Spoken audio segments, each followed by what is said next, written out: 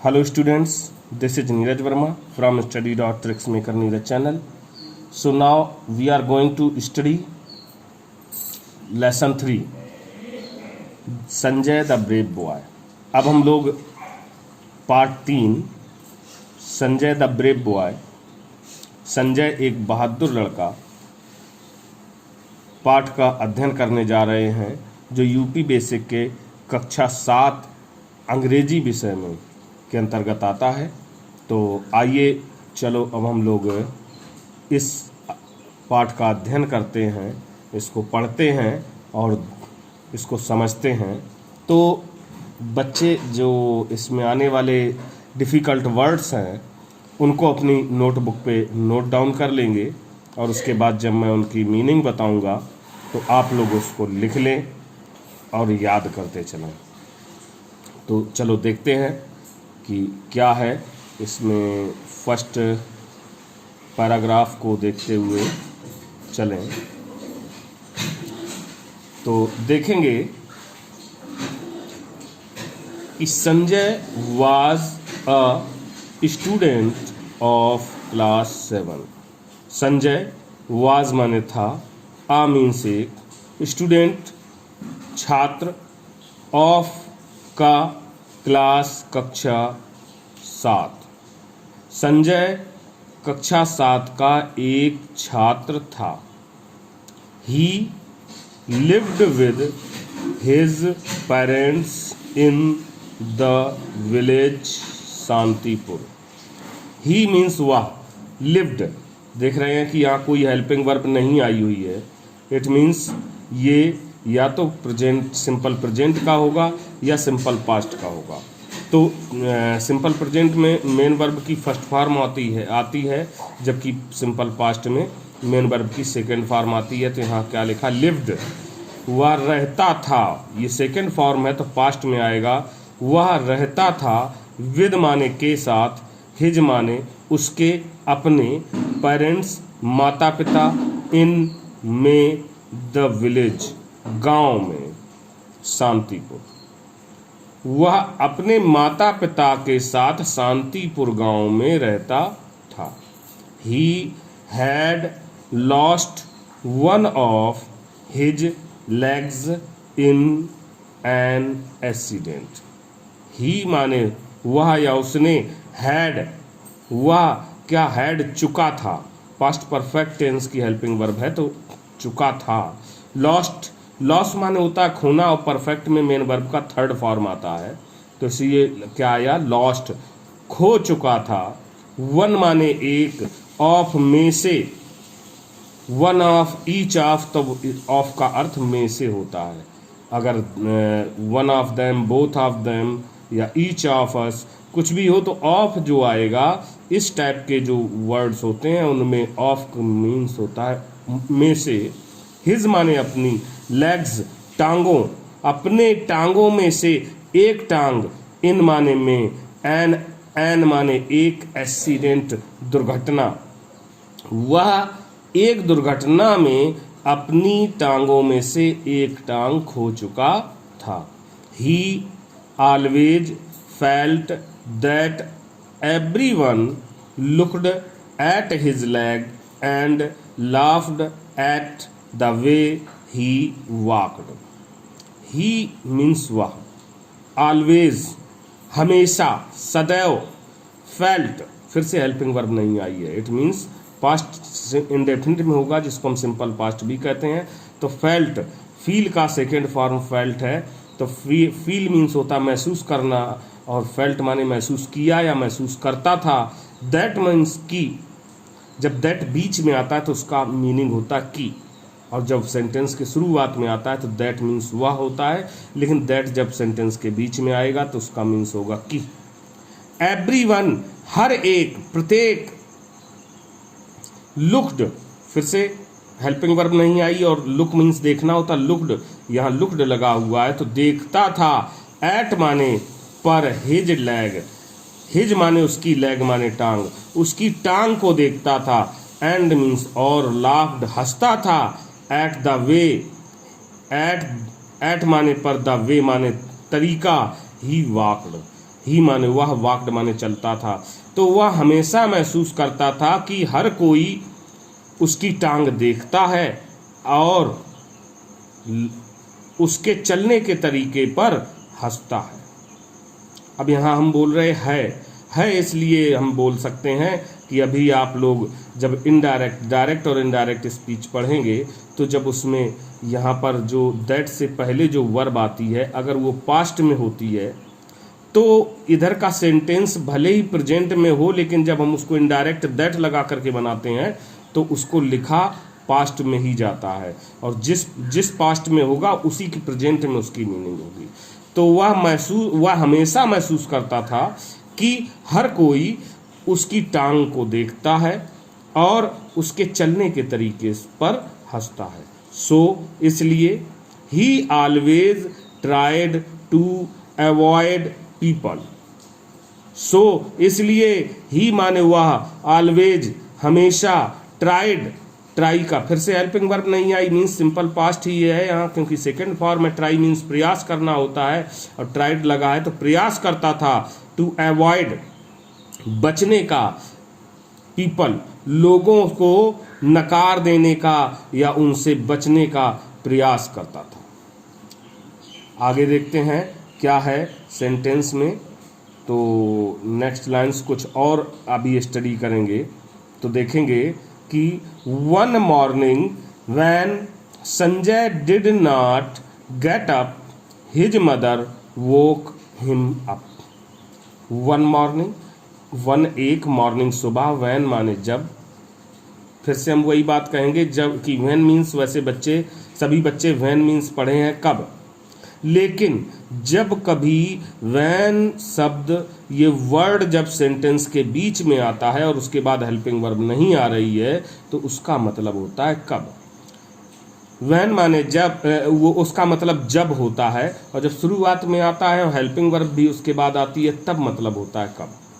तो यहाँ पे चूंकि देखो वैन शब्द आया है, ये वर्ड आया, उसके बाद कोई हेल्पिंग वर्ब नहीं है, संजय आ गया, नाउन आ गया और ये नाउन सब्जेक्ट के फॉर्म में हो गया, तो इसका मतलब हेल्पिंग वर्ब नहीं आई, तो इसका मतलब हो गया जब Sanjay did not, did simple past की हेल्पिंग वर्ब है, नॉट माने नहीं, गेट अप जागा, गेट अप माने होता है जागना, तो उठा या उठना, जब वह उठा नहीं तो कॉमा, जब वैन इधर आए और कॉमा, तो कॉमा की भी मीनिंग होती है बच्चों, ये आप लोग सोचें कि कॉमा कुछ मतलब नहीं रखता है, लेकिन ये वैन आ रहा है उसके बाद बीच में सेंटेंस में अगर वैन जब के अर्थ में आया है तो कॉमा तब के अर्थ में आएगा। तो तब हिज मदर, हिज माने उसकी, मदर माने माँ, माता जी ने walk him up, walk up जगाना होता है, walk him up, walk him माने उसको, अप वॉक अप उसको जगाया। मदर माँ, माता जी बोलती हैं wake up Sanjay you are getting late, wake up उठ जाओ संजय, जाग जाओ संजय। यू माने तुम, आर माने हो, गेटिंग लेट, गेटिंग हो रही है, तुम्हें हो रही है, लेट माने देरी, तो तुम्हें देरी हो रही है, तुम लेट हो रहे हो संजय। संजय क्या बोलता है, Sanjay mother I don't want to go to school, Sanjay बोलता है क्या, माता जी आई मैं, do not, don't means do not, do होती है प्रेजेंट इंडेफिनिट की, सिंपल प्रेजेंट की हेल्पिंग वर्ब, और नॉट माने नहीं, वांट माने, और सिंपल प्रेजेंट में ता है, ती है, ता हूं आता है, तो वांट चाहता हूं, टू गो जाना, जब किसी वर्ब से पहले टू लग जाता तो नानी ने के में सेंस में आता है, जाना, टू स्कूल, स्कूल मतलब विद्यालय, माता जी मैं विद्यालय नहीं जाना चाहता हूँ। मदर माँ कहती है कि वाई संजय, वाई क्यों संजय, क्यों संजय, क्यों नहीं जाना चाहते हो, तो संजय बोलता है, संजय आई फील निग्लेक्टेड माँ, संजय कहता है आई माने मैं, फील, अब यहाँ देख रहे हैं कि हेल्पिंग वर्ब नहीं आई है और मेन वर्ब का फर्स्ट फॉर्म आया है, आई के साथ फर्स्ट फॉर्म में ऐसे एस नहीं लगता है, केवल थर्ड पर्सन एक वचन के साथ ऐसे आईएस का प्रयोग होता है। तो यहाँ आया मैं महसूस करता हूँ, निग्लेक्टेड उपेक्षित, माँ मैं उपेक्षित महसूस करता हूँ। My schoolmates don't like my company. My माने मेरे, स्कूलमेट्स स्कूल के साथी, डू नॉट नहीं, लाइक माने पसंद करना होता है, डू लगा हुआ है तो सिंपल प्रेजेंट का हो गया, तो पसंद करते हैं। माई मीन्स मेरी, कंपनी माने संगति, मेरा साथ या मेरी संगति, मेरे स्कूल के साथी मेरी संगत पसंद नहीं करते। तो आगे फिर देखते हैं माँ ने क्या कहा। माँ ने क्या कहा ये भी देख लेते हैं। क्या है? मदर, माँ बोलती है, my dear child you are a strong boy, don't lose heart. क्या कहा? माई मेरे डियर प्यारे, चाइल्ड बच्चे, मेरे प्यारे बच्चे, यू तुम, आर हो, आ एक स्ट्रॉन्ग बॉय, स्ट्रॉन्ग मजबूत, बॉय मीन्स लड़के, तुम एक कैसे बहुत ही मजबूत लड़के हो, ताकतवर लड़के हो। डोंट लूज हर्ट, डोंट मत, जब कभी किसी सेंटेंस के शुरुआत में डोंट आता है तब इसको आप प्रेजेंट इंडेफिनिट की हेल्पिंग वर्ब ना माने, तब डोंट, पूरे डोंट शब्द का अर्थ होता है मत, लूज छोड़ो, हर्ट हृदय, मन मत छोड़ो, या कहें कि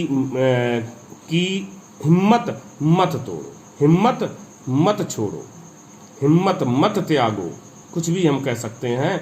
तो यहाँ पर क्या होगा?